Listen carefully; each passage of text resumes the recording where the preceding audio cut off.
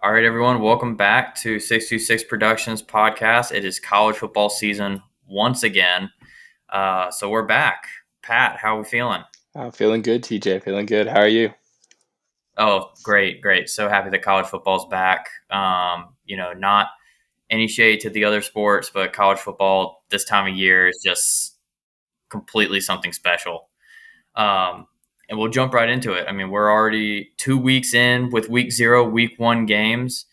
We finished Labor Day weekend on a bit of a snoozer. TCU going to Chapel Hill, ruining Bill Belichick's debut.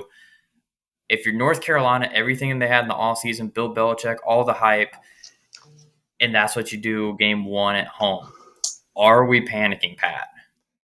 Um, I guess that depends on what you expected from this season. I think if you are a reasonable North Carolina fan and not somebody who came in with grand delusions that Bill Belichick's automatically going to make you a ACC contender and every wrong from last year is going to be righted, you probably did not expect to beat a pretty good TCU team, but you also probably didn't expect to get your butt handed to you like that. So I think there's definitely cause for concern surrounding Belichick. All summer we've been hearing all of this stuff with Jordan. Oh, don't sue us. And off field problems, right? So is his head where it's supposed to be and where it needs to be? And that defense last night or 2 nights ago looked really, really bad. The offense obviously was pretty poor as well, but that was some super, super bad tackling, especially on that. I don't know if you saw the 75-yard run that TCU had coming out of the half, but I mean, he could have walked to the end zone. There was nobody there. Um, the corner didn't squeeze down at all. The safety didn't come to meet him in the hole. I mean, nothing. So I'd say there's definitely cause for concern, but I think barring an 0-12 or 1-11 type season, I think Belichick's gonna be there again next year, and that's when the pressure is really going to be on. Sure. And I think if you're a UNC fan, you've got to be not full pressing the panic button, but at least a little concerned. Looking at the program, they fire Mac Brown last year, and people were kind of putting on like, okay, it was because of his age, because Mac Brown's getting up there. Well, and then they turn right around of those concerns and get an even older Bill Belichick. So then you wonder, okay, well, if Mac Brown was looking at a couple seasons, what's Bill Belichick looking like? So not what you want to see in the debut. Still a lot of football left. Lots of reports coming out about interesting recruiting stuff. If that is true or not, that does not bode well for Bill Belichick's future UNC success. However, he is still Bill Belichick. He knows how to win. He just cannot go get Tom Brady this time. An interesting stat, I think he's officially 83-103 without Brady after Monday night. So sub 500 by a lot there. Very, very interesting stat pull. So yeah, outside of UNC, we'll see what they kind of are able to get going in the future. ACC should allow them to get on track eventually Yeah. with the league is playing this year. TCU though, not a bad ball club. They looked good. On the flip side of things, who else outside of TCU? What's your impressive list this week? I tried to pick out five. I feel like that's a good number to hunker down and start with. And it's always tough with week one because you never want to read too much into it. The team could look really good and then just totally fall apart as the season progresses, or like we saw with South Carolina last year, struggle with Old Dominion at home week one, and then go on to have a great 9-3 season. But the five teams that I kind of singled out as my quote unquote winners or impressive performances were Florida State, LSU, Miami, Utah, shout out the Utes, and Tennessee. So I'll kind of go in reverse order here. I'll start with Tennessee. We didn't really know what to expect 100%. I don't think with Joey Aguilar coming over from App State, losing Nico, having a new back coming in through the portal after losing your starting back to the NFL next or last year. Um, and their offense looked like it didn't really miss a beat. You know, they were humming, they were consistent, they were on time. The defense looked pretty good, I'd say. In the second half, I think it got a little shakier, but also they had a pretty comfortable lead at that point. Um, but I definitely think neutral site victory, week one, making a statement like that. Tennessee's definitely a winner. Utah, really the big takeaway for me was Devin Dampier. New Mexico transfer looked really, really good in his first run against a big time, we'll say, opponent, former conference opponent. Rip. And you know, he came out, he played well. The defense played well, and kind of looked like the Utah that we saw last year was put to bed, forgotten, and they might make some noise in the Big 12 this year. As for Miami, I don't want to beat a dead horse. They've kind of been the talk of the town on most sports networks after their performance on Sunday night, but I thought they looked really, really good. That defense really impressed me, actually. Wasn't 100% sure what to expect out of a Miami defense because that was really their weak point last year with Cam Ward and that offense clicking. And Carson Beck, shout out to him. He picked up, looked like he was super comfortable in that offense, made some good reads. That one throw to end the first half where he kind of overshot his receiver a little bit, went up, made a spectacular catch. I was great on the receiver's part, but you know he just missed that throw a little bit. And if Adon Schuler had been a little bit more aggressive, it could have been a pick potentially. But I thought he played really well. He looked confident, and he didn't look like Carson Beck of 2024. He looked a lot more like Carson Beck of 2023 when he was generating all that hype and all that buzz. Then I've got LSU.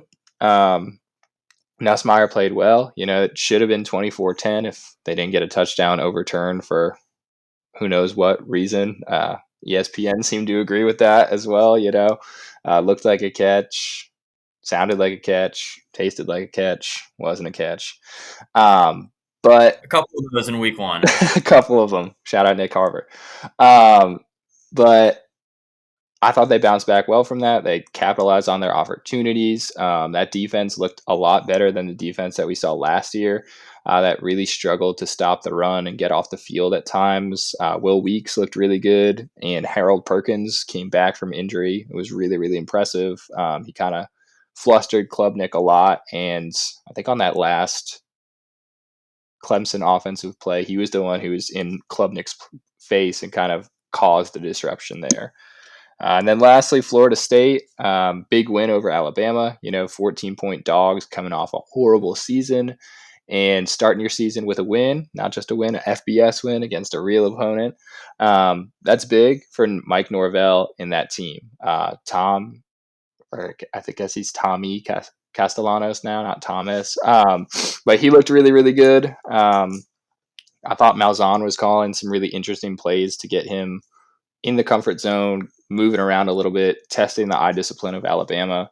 And those Nebraska transfers that they got coming in with their new DC also looked really, really good as well. So those are my 5 winners for this week. Yeah, and I agree fully on three of those. I'll get to those in a second. Um, Touching on Tennessee, that had to have been the best week one that Tennessee could have seen. You know, winning a neutral site against Syracuse, playing really well, and then their quarterback who basically tried to hold them hostage, getting blown out in his debut at UCLA. Great week to be of all. And yeah, Utah. That's also a great pick. You know, Utah came into the year with not a whole lot of expectation. I would say not a whole lot of hype. After week one, though, you kind of get a sense of, is this a typical Utah team that we've seen like the last like decade and a half? And it sure feels that way. And the Big 12 is wide open this year, so it could lead to them, you know, sneaking into the conference title picture and even the playoff, depending on how well they play. But yeah, going to are alike picks here. LSU, the winner of that game, where I'm really happy that this week one, we still had some big matchups. The winner of that game was going to be on this list almost regardless.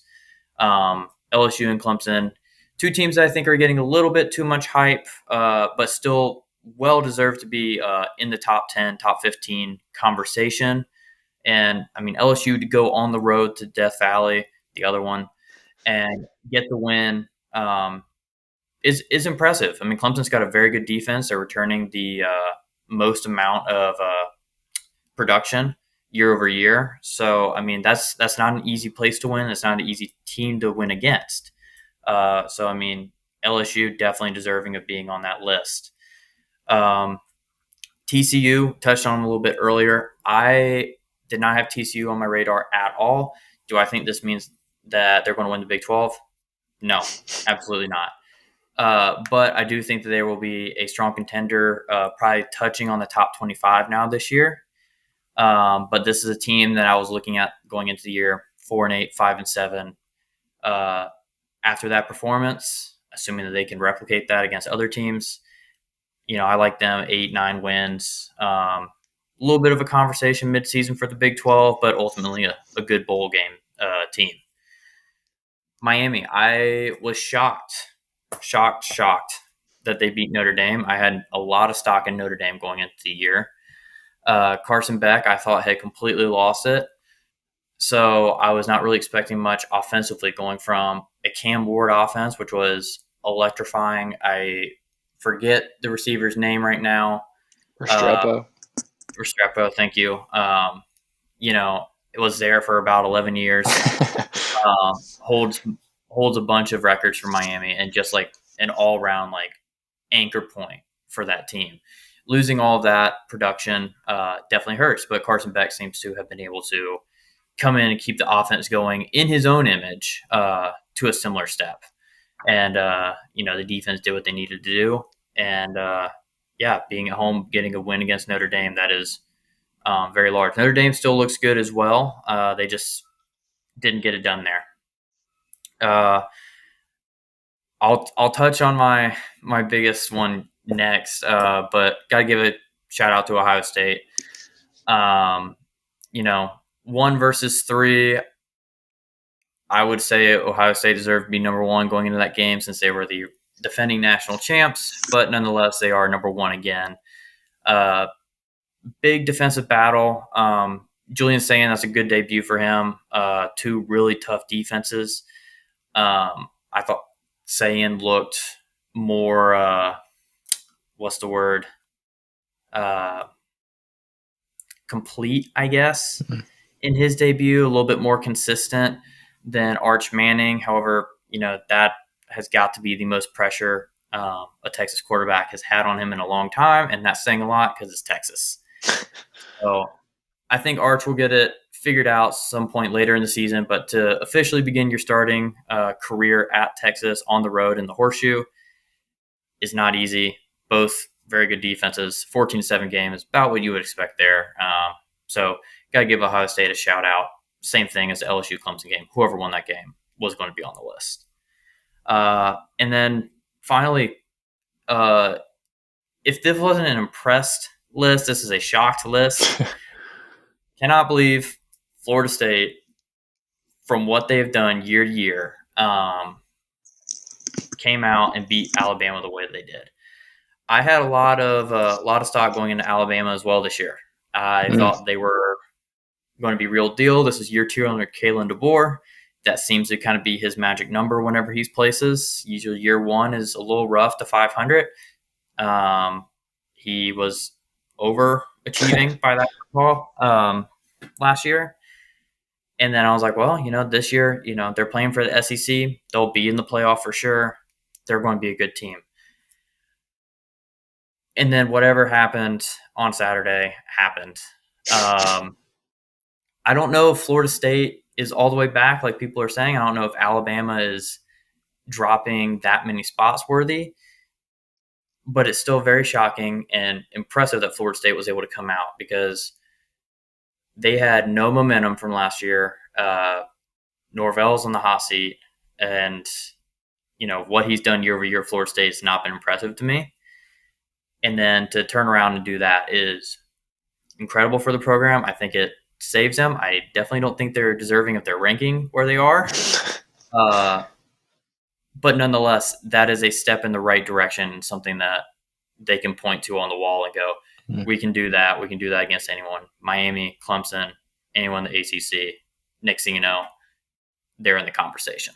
So Florida State rounds out my 5 impressive teams of the week.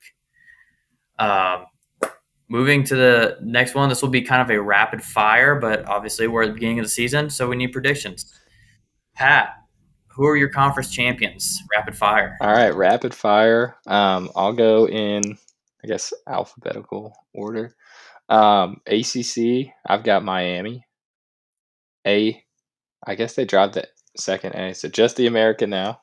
Dropped the second A. I've got Tulane. Big 12, Texas Tech. Big 10. I've kind of waffled on this one, but I stuck with my preseason pick of Ohio State. Okay. CUSA, I've got Western Kentucky.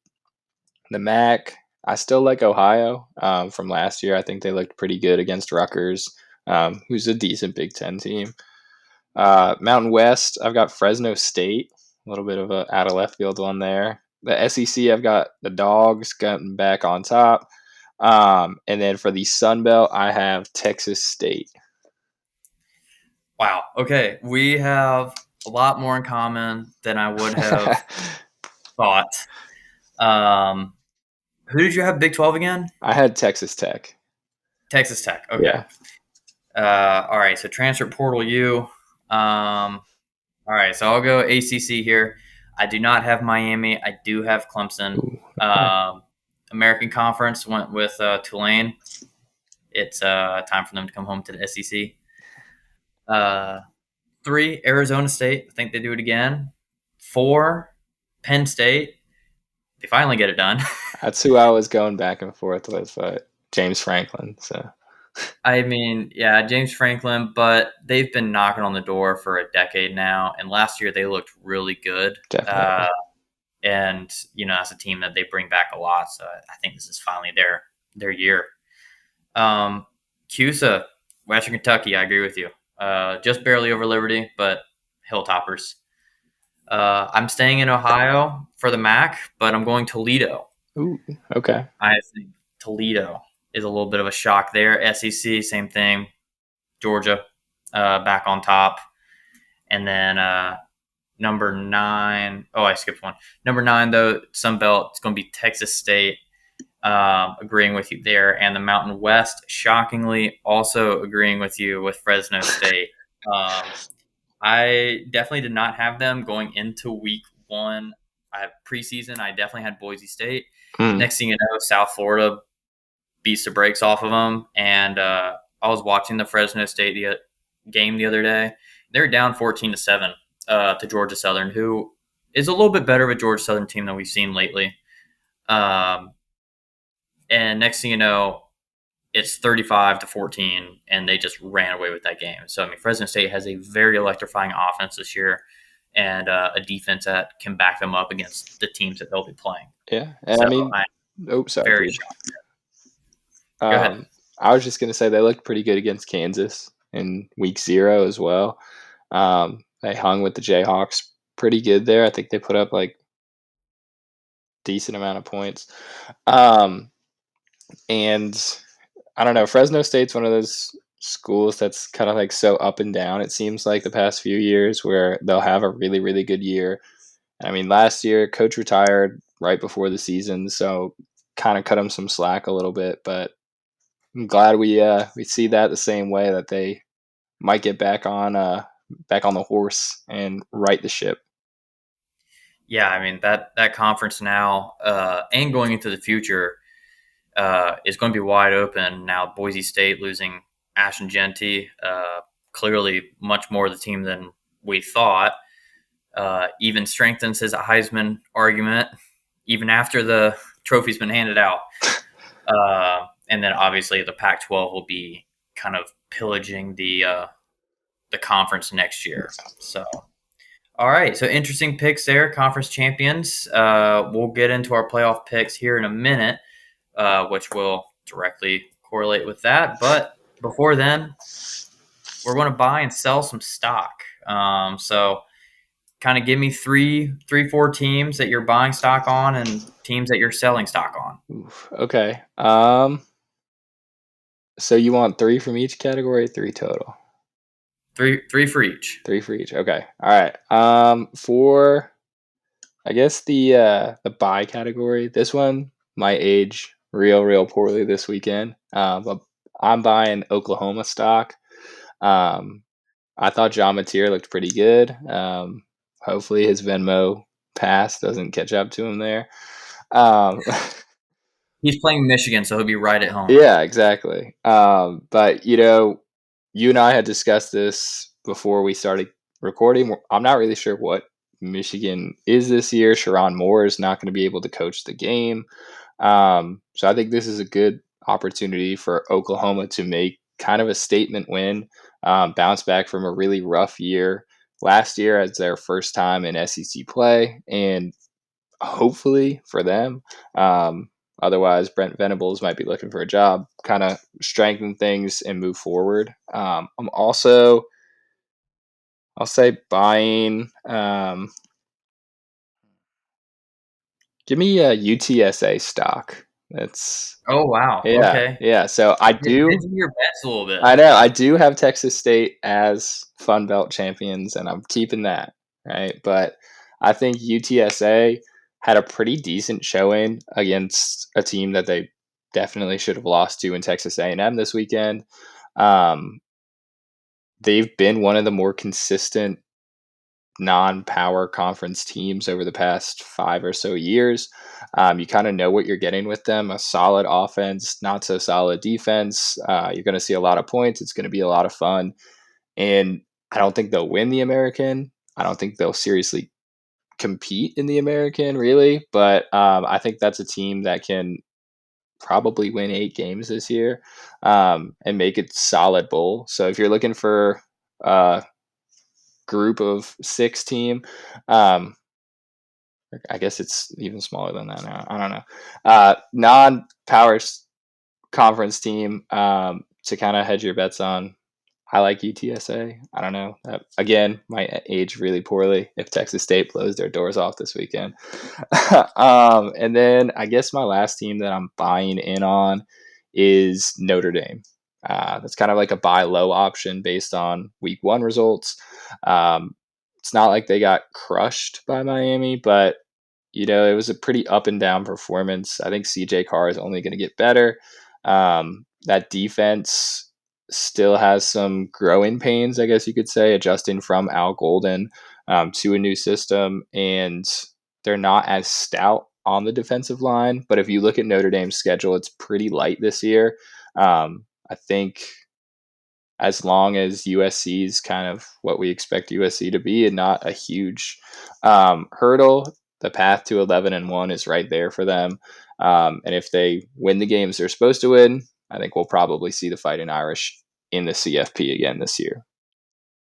Yeah, fair pick. I have a few. Well, I didn't land on them, but I had a few picks like that where they lost, but they look good going into the future. Like you're not. It's not a UNC panic button situation or even a conversation about it. It's it stinks. You get the loss. It's a loss is still a loss, but 2025, 2026 losses are not shaped the same. Yeah. So they very much, can change your season. I mean, look at Ohio State last year. They were dead in the water going into the college football playoff. Like they were mediocre to the end of the season. I mean, for a really good team, obviously. They lose to Michigan at home and just completely reinvigorated their team, went to the Tennessee game, blew out Oregon, and just looked amazing the rest of the way. So, I mean, losses can be a good thing in this current college football era. So, all right, I will hop into my buying picks. I am essentially tripling down on everything I've already discussed today. So, no fun picks from me. But buying stock in LSU, obviously we knew Garrett Nussmeier is real deal. He is currently the number one in the Heisman favorites. So you know, he's got a team around him this year. I did not know exactly what Brian Kelly was going to be able to create because I am not the biggest Brian Kelly uh, enjoyer, one could say. But LSU looks to be legit. So I got to say, buying stock there. Going against you, but in a similar direction, Miami. I did not expect them to win that game. The fact that they did win it is pushing them in the right direction. I think they will still find a way to Miami it at some point in the year. Uh, but they are ahead of schedule, and a win like this would indicate to me, unless they just completely fall apart, that they now have a pretty good path to the playoff. And then not a team that I'm expecting a playoff or anything of the sorts from, as I already indicated. Florida State, I'm buying their stock. That team is light years ahead of what they were last year. I don't know if it was fully Alabama being bad, Florida State being good, probably a combination of both. But nonetheless, Florida State is light years ahead of what they were doing last year. So that needs to be recognized and definitely going to ride the upward trajectory of the program. All right. And then selling, who we got? All right, so my sells, um, I went with actually two teams that won this weekend, and one team that lost. I'll start with a team that lost. I'm selling Baylor stock. Um, Okay. I actually felt pretty decent about Baylor coming into this year. They closed the year pretty strong last year, had a pretty decent defense, and Sawyer Robertson had a really strong year. I thought they were going to come out on Friday and give Auburn pretty good whooping. That obviously did not happen. Auburn won that game, and I don't know. That defense kind of concerns me a little bit. They made Jackson Arnold look really, really good. Maybe not necessarily passing wise, but as a mobile threat, he ran all over them. And they've got another game this week against SMU, which also could pose the same problems. Kevin Jennings is a dual threat guy as well. SMU, I think their backs totaled like 140, 145 rushing yards this past week against the FCS opponent, granted, but still, it's not a slouch of an opponent. And I think if Baylor loses that game and starts 0-2, it's going to be tough to kind of like build back up and try and accomplish their goal of winning the Big 12. Granted, neither of those games are conference games, but I think it'll be an even bigger uphill climb than it might have naturally been, let's say. And then the two team. Oh, sorry, you go ahead, Teach. I'm going to jump in here. I think Baylor is going to kind of be now where I thought TCU was going to be going into the year. I would almost say that both teams have kind of flip flopped. And talking about the Auburn game, Jackson Arnold. I got to throw this stat out because it was kind of amazing when I saw it. Uh, Only the second quarterback in the last 40 years for Auburn to have 100 passing and 100 rushing in a game. Obviously, we know who the second one is, but that is pretty good company to be in It's if Jared you're an Auburn Stidham, right? quarterback. And also, we haven't talked about a former playoff team from last year at all this episode. So, going to give SMU a little bit of flowers. They have got to be in their dream spot right now. Mm-hmm. No one is talking about them. They do have a good chance of getting back into the playoff this year, and they are flying very under the radar Super for a low. team that makes the playoff and has a chance to do it again this year. So, I mean, if I'm an SMU fan, I'm not going to be talking too loudly, but I've got to be very happy because no one has Baylor SMU circled on their calendars this weekend. Mm-hmm. I'll let you continue to your few further sells. All right, so one of the teams that I'm also selling is the helmet right over my shoulder right here. And for Oh those of you wow! who might not see it, great, it is the Florida Gators. Florida has an insanely tough schedule this year. They've got LSU, they've got Florida State, and if you believe that Florida State's good, they've got Tennessee, they've got Oklahoma. It's not exactly a walk in the park. And considering I just bought Oklahoma stock, um, I'm assuming that OU takes care of business in that game and beats the Gators. So even though Florida's getting a lot of hype right now and a lot of positive press, I don't think we really know what they are. They also play Miami, right? So this is a team where, I mean, Billy Napier was on the hot seat not very long ago, right? And then DJ Lagway comes out, absolutely balls, and people just forget that Billy Napier kind of sucked at his job for the first few years of his tenure. Um, I think it'll be interesting to see what they do against USF. I don't think USF's going to win, but if they can keep it close, might pose some interesting questions kind of moving forward after this week. But yeah, after USF, they've got at LSU, at Miami, home against Texas. I mean, that's a brutal stretch. That's Um, not so I think we'll find out real quick who these Gators are. And I'm not 100% sold that they are a top, we'll say contender, top of the line team in the SEC. okay. That's very fair pick. Obviously, they get a lot of positive press right now, but I think people are just looking at the team itself and not looking further down the Definitely. line. Of course, you cannot play hypotheticals too much, but it very much comes into play. Um, so we're selling two teams. Selling two teams. All right.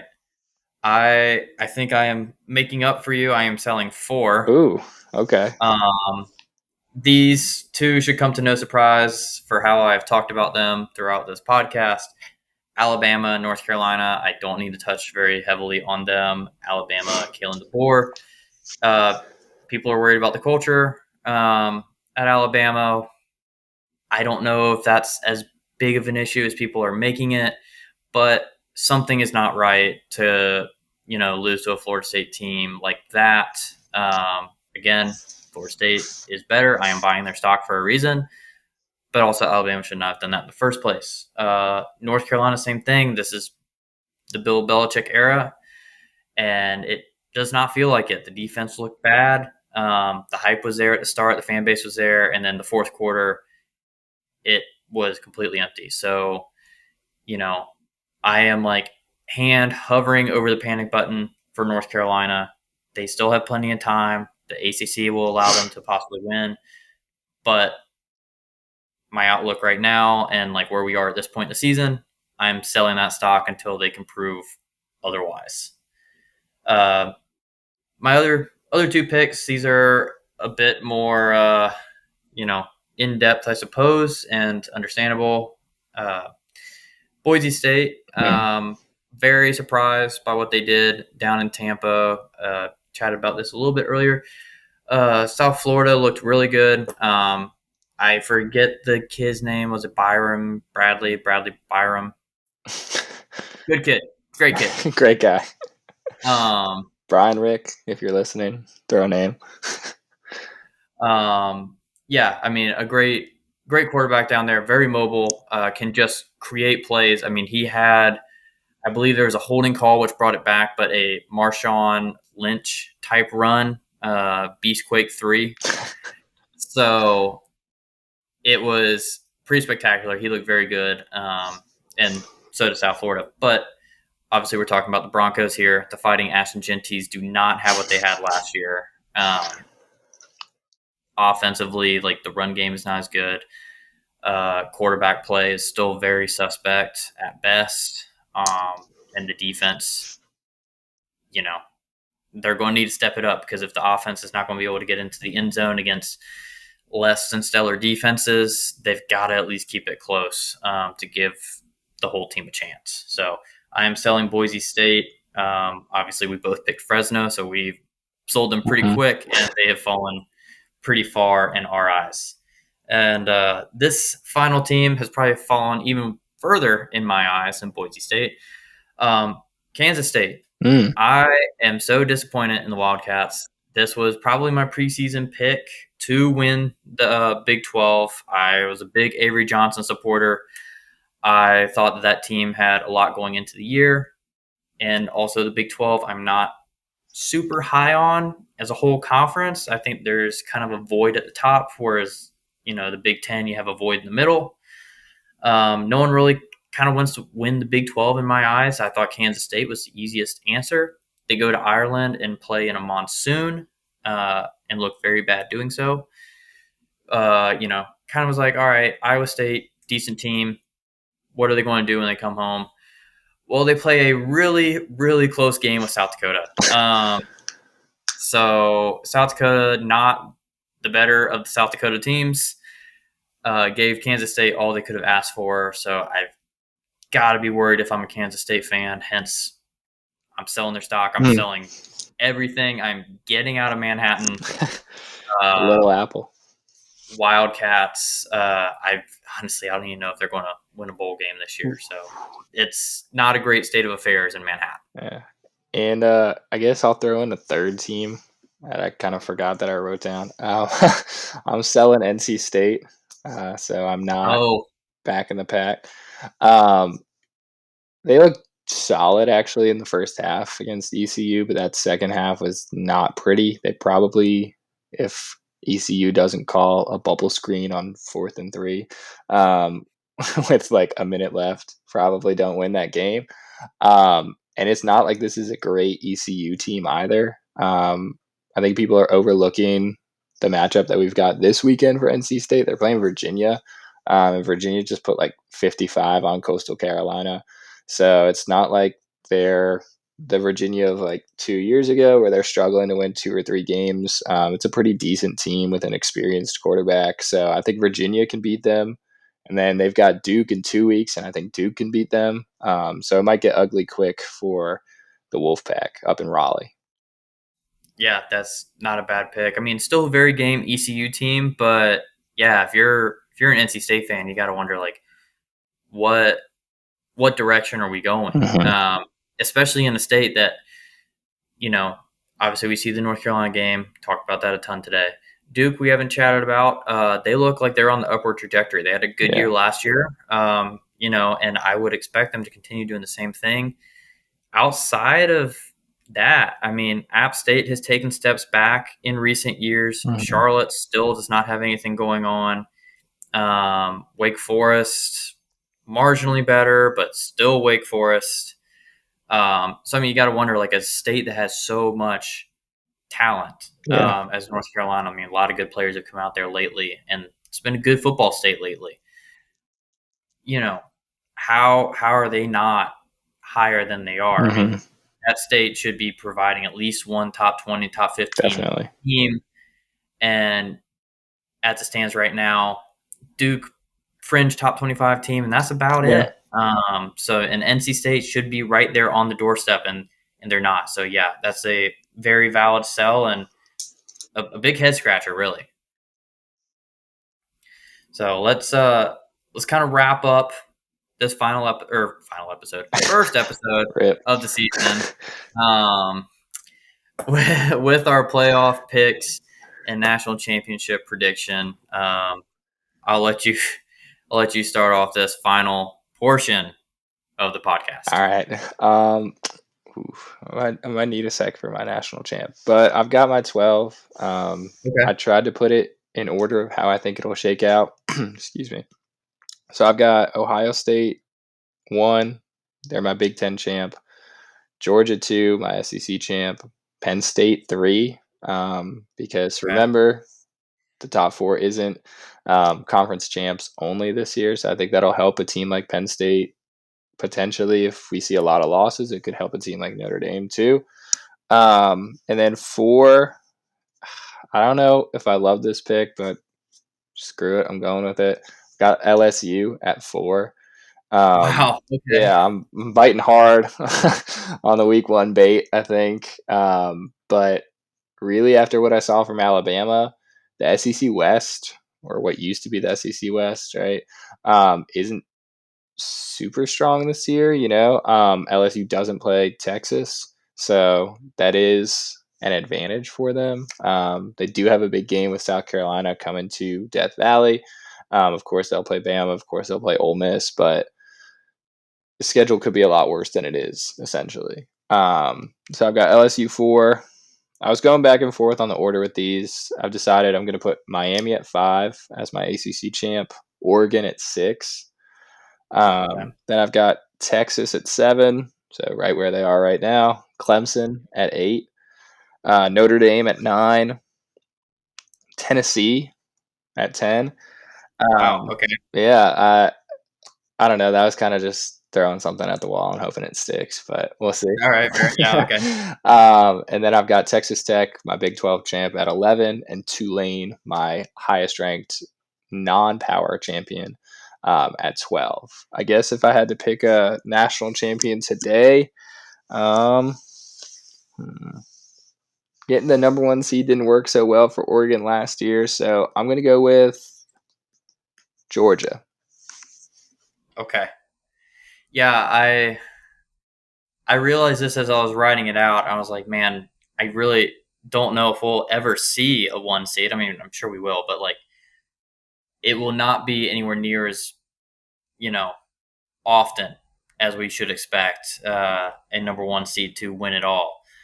That being said, I very much committed that sin. My number one overall seed and Big Ten champion is Penn State. I cannot tell if you're still here because you are very frozen on my screen. He is gone. All right, I am finishing this on my own. Uh, and there it is. All right, and yeah. So my number one pick and national champion is the Big Ten champ Penn State, followed by the SEC champ Georgia, and then Ohio State. So our top three are the exact same, just in different orders with Penn State and Ohio State. Um, Oregon then at number 4, so very Big Ten heavy for me at the top. Texas at 5. I think they're going to continue up. It's going to be a repeat of last year's SEC championship. Texas at 5, same spot as last year in the playoff as well. I then have my ACC champion Clemson at number 6, followed by the team they will beat, Miami at 7. I then have things a little bit differently. I have South Carolina at number 8. I think they have a very tough schedule this year, but they have a very electric team, and I think that that's going to help them win some games. I mean, they were 9-3 last year, knocking on the door. 10-2 this year, I think gets them in, and even hosting. At the 9 seed, I was in a similar mindset. I went LSU originally.